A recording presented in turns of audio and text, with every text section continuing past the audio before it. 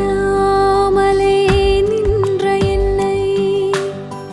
கைப்பிடித்து நடத்தும் பேரன்பு எந்தன் பெரும் குறைகள் கண்ட பின்னும் நெஞ்சோடு சேர்க்கும் பேரன்பு ஒன்றுமில்லாமலே